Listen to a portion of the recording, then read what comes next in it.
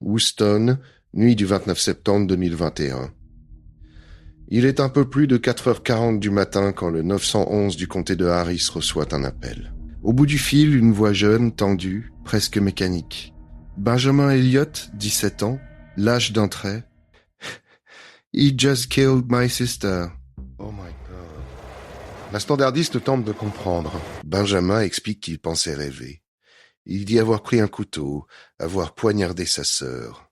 Il répète qu'il ne veut pas qu'elle meure. Sa voix se brise, mais il reste précis. Il précise l'âge de sa sœur. 17 ans, ils sont jumeaux. Il ajoute que ses parents dorment à l'étage.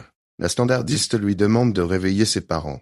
On entend Benjamin s'éloigner du téléphone, appeler sa mère, son père. Les instructions du 911 sont claires. Il faut commencer un massage cardiaque. Benjamin s'exécute, compte à voix haute, suit le rythme imposé par l'opératrice. Les bruits de la maison restent étouffés, entrecoupés de respirations courtes, de silence. Les secours sont en route. Dans la chambre de Megan, la lumière crue éclaire le désordre. Sur le lit, la jeune fille est allongée, inconsciente. Il y a du sang sur l'oreiller, sur le drap, sur la peau de son cou. Benjamin, en état de choc, tente de comprimer la plaie avec un coussin. Les parents arrivent, désemparés. Michael Elliott, le père, découvre la scène. Il appelle sa femme, Cathy. Elle ne comprend pas tout de suite. Michael répète « The police are here. Where's the brother at ?» Les gestes sont saccadés, personne ne parle fort. Les secours prennent le relais, demandent à Benjamin de sortir de la pièce. Il pleut dehors. Un policier l'emmène vers la voiture, le fait s'asseoir à l'arrière, à l'abri. Benjamin ne résiste pas. Il répète que c'était un rêve. À l'intérieur, les secouristes poursuivent les tentatives de réanimation. Les parents restent dans le couloir, interdits. Personne ne leur dit si Megan est encore vivante. Ils demandent à voir leur fille, on leur refuse l'accès. Les policiers prennent le contrôle de la maison. Benjamin reste menotté dans la voiture, sous la pluie, pendant près de 3 heures. Les parents appellent un ami avocat pour obtenir des informations. C'est par lui qu'ils apprennent la mort de Megan. La famille Elliott vivait dans une maison de banlieue, au nord-ouest de Houston. Michael, le père, s'occupe du foyer. Cathy, la mère, travaille pour les Girl Scouts of America. Les jumeaux, Benjamin et Megan, sont en terminale. Leur grande sœur, Elizabeth, est déjà à l'université.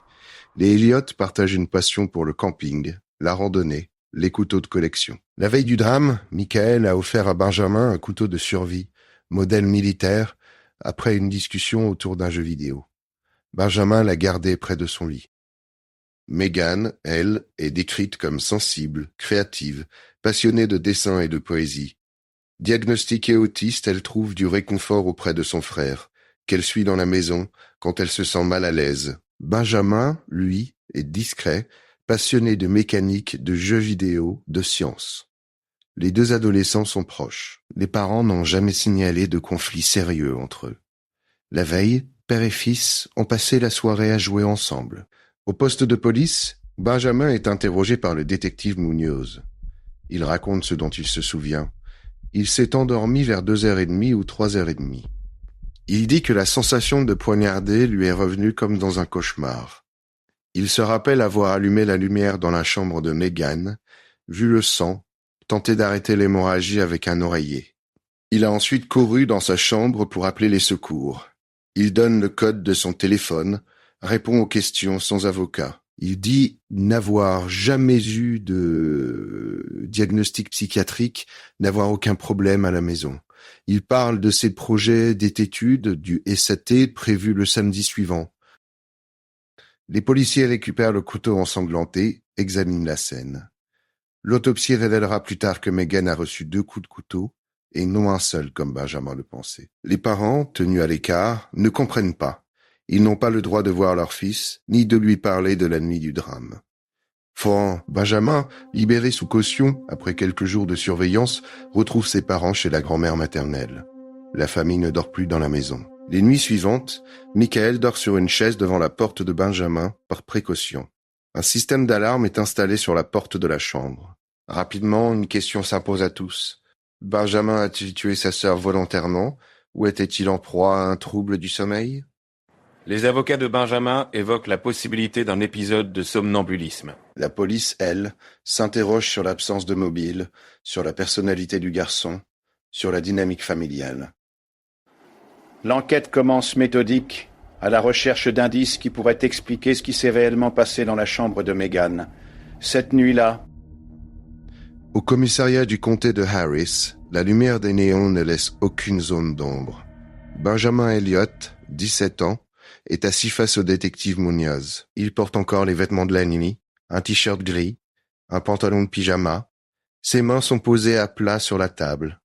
Il regarde droit devant lui, parfois vers le sol. Munoz commence par les faits. Benjamin répond sans détour. Il dit s'être endormi tard, entre 2 et 3 heures du matin. Il ne se souvient pas de s'être levé. Il parle d'un rêve, d'une sensation confuse. Il dit avoir senti le couteau dans sa main, avoir eu l'impression de poignarder quelque chose. Il ne sait pas pourquoi il s'est retrouvé dans la chambre de sa sœur. Il se rappelle avoir allumé la lumière, vu le sang, tenté d'arrêter l'hémorragie avec un oreiller. Il raconte avoir couru dans sa propre chambre, décroché son téléphone, composé le 911. Il donne le code de son iPhone sans hésiter. L'appareil est récupéré sur sa table de nuit, encore branché au chargeur. Munoz note la précision des gestes, la chronologie. Il pose la question du mobile. Benjamin secoue la tête. Il dit qu'il n'y avait pas de conflit. Il parle de Megan comme de sa meilleure amie. Il répète qu'il n'aurait jamais pu lui faire de mal consciemment. Il explique que la veille, ils ont dîné ensemble, joué à des jeux vidéo avec leur père. Il évoque le couteau, un modèle militaire offert par son père la veille au soir. Il dit l'avoir posé près de son lit, fasciné par l'objet. Il n'a pas d'antécédents psychiatriques, aucun diagnostic de trouble mental. Il n'a jamais eu de problème de comportement à la maison ou à l'école. Il parle de ses projets d'études, du ZAT prévu le samedi suivant. Il répond à chaque question, parfois avec des silences, parfois en cherchant ses mots. Les enquêteurs relèvent les premiers indices. Le couteau ensanglanté est retrouvé sur le sol de la chambre de Megan, près du lit. Il s'agit bien du couteau offert par le père. Sur les draps, 2 taches de sang distinctes. L'autopsie confirmera plus tard 2 plaies, alors que Benjamin n'en mentionne qu'une. Sur le coussin, des traces de sang et de pression. Les policiers examinent la disposition des objets, le téléphone de Megan sur sa table de chevet, un carnet de dessins ouvert, des crayons éparpillés. Rien n'indique une lutte prolongée. Pas de meubles renversés, pas de cris entendus par les parents à l'étage. Les policiers notent l'absence de sang sur les murs. Ce qui intrigue. La blessure de Megan aurait dû provoquer une projection plus large. Ils s'interrogent sur l'utilisation du coussin. Geste de secours ou tentative d'étouffement. Benjamin maintient qu'il a voulu arrêter l'hémorragie. Le téléphone de Benjamin est analysé. Les dernières activités remontent à 4h17 du matin. Navigation sur Internet, lecture de forums, rien d'anormal. Après cet horaire, plus aucun mouvement jusqu'à l'appel au 911. 24 minutes plus tard, les policiers cherchent des messages, des recherches suspectes, des signes de préméditation. Ils ne trouvent rien. Les échanges avec Megan sont banals, des discussions sur les devoirs, des liens vers des vidéos. Les parents sont interrogés séparément. Michalel, le père, décrit une soirée ordinaire. Il confirme avoir offert le couteau à Benjamin après avoir discuté d'un jeu vidéo. Il insiste sur la passion familiale pour le camping, la collection de couteaux, les longues randonnées. Cathy, la mère, parle de la relation fusionnelle entre les jumeaux. Elle décrit Megan comme une adolescente sensible, créative, diagnostiquée autiste, parfois anxieuse en société. Elle dit que Megan trouvait du réconfort auprès de Benjamin, qu'elle le suivait dans la maison lorsqu'elle se sentait mal à l'aise. Les parents affirment n'avoir jamais observé de disputes sérieuses entre eux. Ils évoquent une famille soudée, sans antécédents de violence. Les amis proches sont contactés. Drew Whitcatar, ami de la famille, décrit Benjamin comme protecteur envers sa sœur. Elle se souvient de Megan, passionnée de dessin, de poésie, active sur une chaîne YouTube d'art. D'autres amis confirment l'absence de conflit. Un camarade d'enfance se rappelle d'un épisode de somnambulisme chez Benjamin, retrouvé un matin, assis sur un canapé, un donut à la main, incapable d'expliquer comment il était arrivé là. La famille mentionne aussi des antécédents de somnambulisme chez des membres éloignés. Un oncle, une tante, des épisodes nocturnes sans souvenir au réveil. Les policiers restent prudents. Ils notent la cohérence du récit de Benjamin, mais relèvent aussi des points d'ombre. L'absence de mobile les déroute. Aucun signe de haine, de jalousie, de conflit. La version du somnambulisme est évoquée, mais elle paraît difficile à prouver. Les enquêteurs s'interrogent sur la capacité d'un adolescent à commettre un acte aussi violent sans conscience. Ils relèvent l'attitude de Benjamin pendant l'interrogatoire. Calme, parfois détaché, mais sans hostilité. Ils notent aussi ses questions répétées sur l'état de santé de sa sœur, son ignorance de la mort de Megan jusqu'à la fin de l'entretien. L'enquête avance lentement. Les indices matériels sont limités. Les témoignages convergent vers l'image d'une famille sans histoire, de jumeaux proches, d'une adolescente fragile et d'un garçon discret. Les policiers consultent un premier psychiatre. Aucun trouble mental n'est diagnostiqué chez Benjamin. Les avocats de la défense sollicitent alors l'avis d'un spécialiste du sommeil. La question du somnambulisme devient centrale. Les enquêteurs attendent les résultats de l'expertise médicale. Ils cherchent à comprendre si, dans des conditions extrêmes, un adolescent peut commettre un acte irréparable en dormant. La réponse, pour l'instant, reste en suspens. Le procès s'ouvre à Houston en février 2025. La salle d'audience est pleine. Les bancs sont occupés par la famille Elliott, des amis, quelques journalistes. L'air est sec, la lumière blanche. Benjamin Elliott, costume sombre, reste assis entre ses avocats. Il ne regarde pas le public. Sur la table, un dossier épais, des stylos, un verre d'eau. Le premier expert appelé par la défense est le docteur Gerald Simmons, neurologue, spécialiste des troubles du sommeil. Il a examiné Benjamin à 2 reprises, 6 semaines d'intervalle. Il détaille les résultats des études de sommeil. Benjamin présente une apnée obstructive du sommeil. Selon Simmons, ce trouble favorise les réveils partiels, les comportements automatiques, les épisodes de parasomnie. Il explique le mécanisme. Pendant le sommeil profond, le cerveau peut déclencher des gestes complexes sans éveil complet. Il cite les antécédents familiaux, un oncle, une tante, la mère de Benjamin, tous sujets à des épisodes de somnambulisme dans leur jeunesse. Simmons insiste sur la rapidité avec laquelle Benjamin atteint le sommeil lent profond lors des tests. 11 minutes suffisent.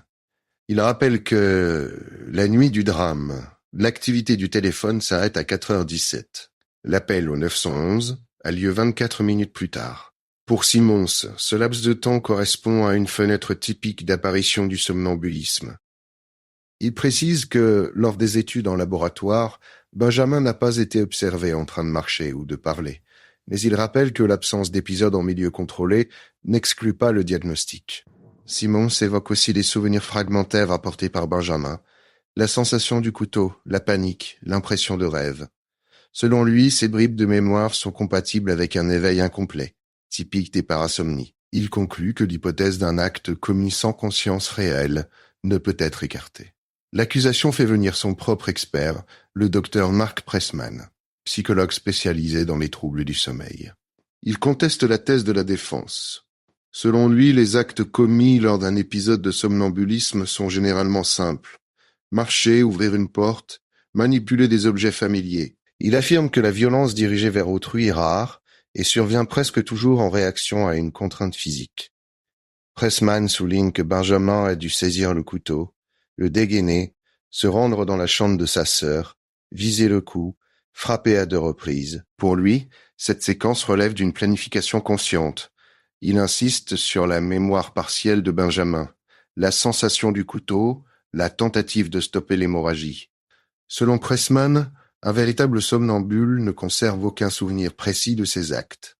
Il ajoute que la sortie rapide de l'état de confusion, la capacité à appeler les secours, à donner des informations claires, sont incompatibles avec une parasomnie profonde. Les avocats de la défense interrogent Pressman sur les cas documentés de violence en état de somnambulisme.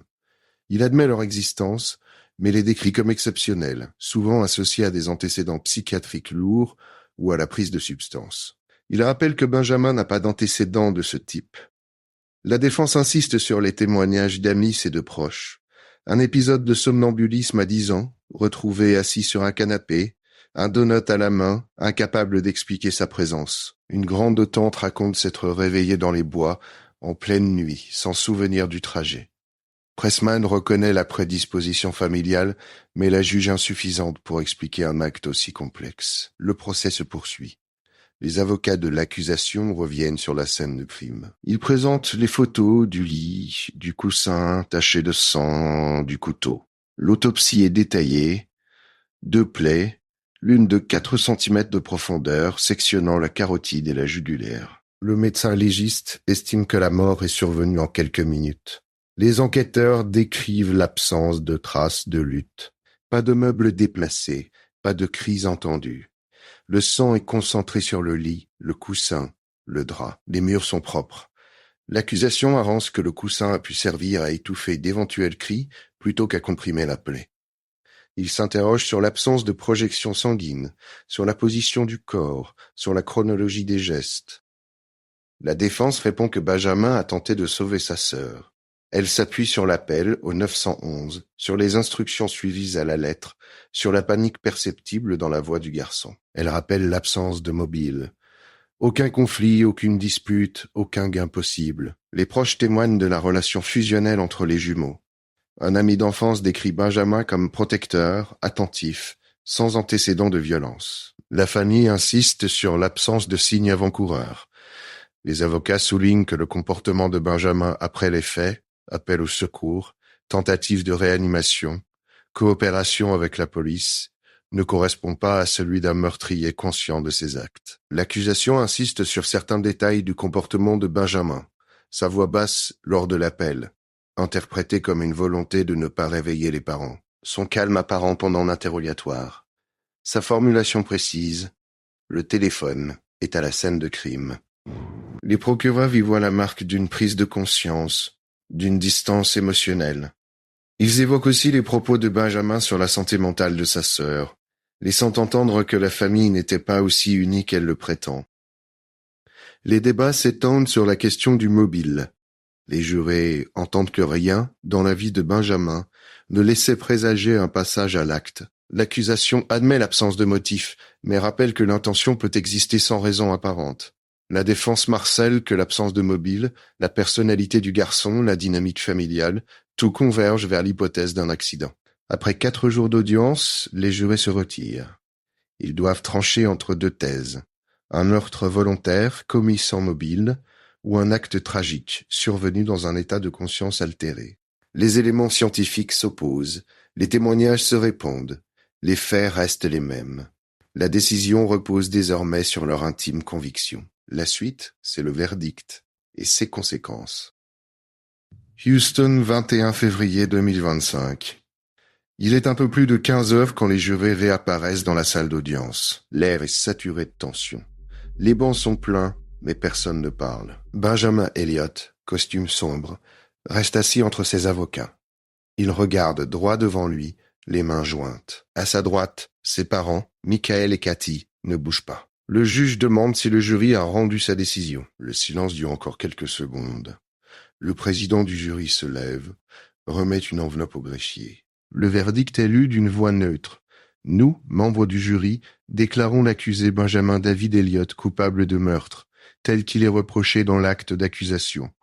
Aucun cri, aucun bruit. Cathy Elliott ferme les yeux, la tête basse. Michael serre les poings sur ses genoux. Benjamin ne réagit pas tout de suite. Il cligne des yeux, fixe le sol. Les avocats de la défense restent figés, les épaules basses. À la table du ministère public, la procureure Megan Long note quelque chose sur un carnet. Dans la salle, la famille Elliott reste groupée. Certains amis se prennent la tête entre les mains. Personne ne quitte son siège. Les mots du verdict semblent suspendus dans l'air, comme si la pièce refusait de reprendre son souffle.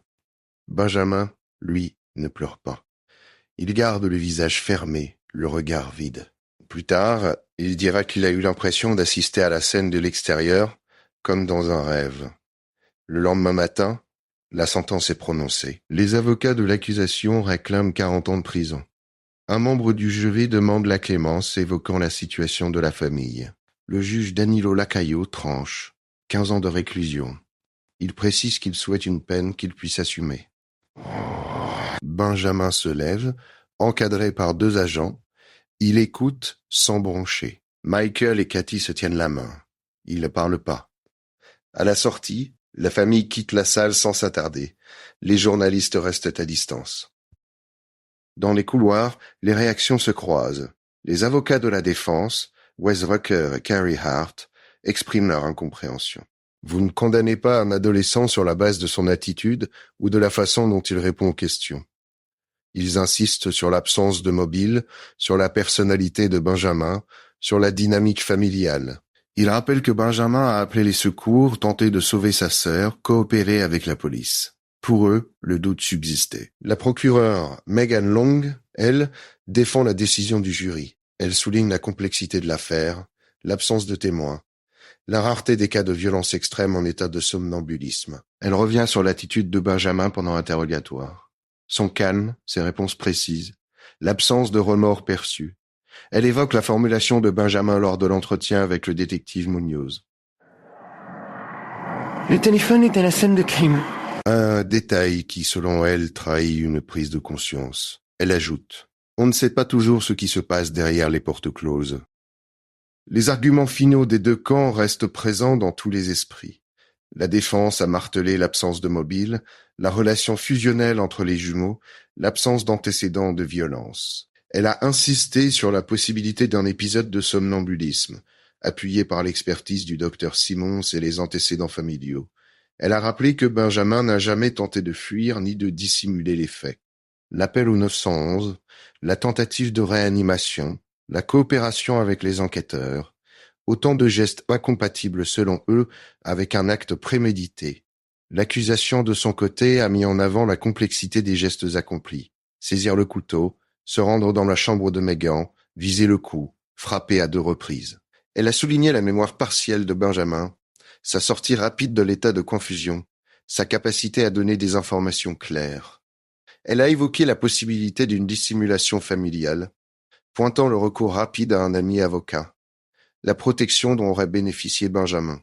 Elle a remis en question la version du coussin utilisé pour stopper l'hémorragie, avançant qu'il aurait pu servir à étouffer d'éventuels cris. Dans la salle, la famille Elliott encaisse le choc. Pour eux, la perte est double. Megan n'est plus là. Benjamin, désormais majeur, part en prison. Michael et Cathy se retrouvent seuls, privés de leurs 2 enfants cadets. Leur fille aînée, Elizabeth, assiste à distance, sans pouvoir intervenir. La maison familiale reste vide. Les souvenirs de Megan, ses dessins, ses carnets, ses vidéos, sont rangés dans des cartons. Benjamin, lui, attend son transfert en centre de détention. Il répète à ses parents qu'il n'a pas voulu tuer sa sœur, qu'il ne comprend pas ce qui s'est passé. Dans les jours qui suivent, les réactions se multiplient. Certains proches expriment leur incompréhension face à la sévérité du verdict. D'autres s'interrogent sur la possibilité d'un accident, sur la réalité du somnambulisme, sur la capacité de la justice à trancher dans l'incertitude. Les avocats de la défense évoquent un sentiment d'injustice. Benjamin, interrogé en prison, parle d'une erreur judiciaire. Il dit ne pas se reconnaître dans le portrait dressé par l'accusation. Il affirme avoir tout fait pour sauver sa sœur, avoir agi sans conscience, avoir été submergé par la panique. La question du mobile reste sans réponse, aucun conflit, aucun antécédent, aucun gain possible. Le mystère du passage à l'acte demeure entier. Les experts ne s'accordent pas. Les jurés, eux, ont tranché. Mais certains ont demandé la clémence, signe que le doute n'a jamais totalement disparu. 15 ans de prison pour Benjamin Elliott. 15 ans pour un geste dont le sang s'échappe encore à tous. La justice a rendu son verdict. Mais le mystère de cette nuit-là, lui, reste entier.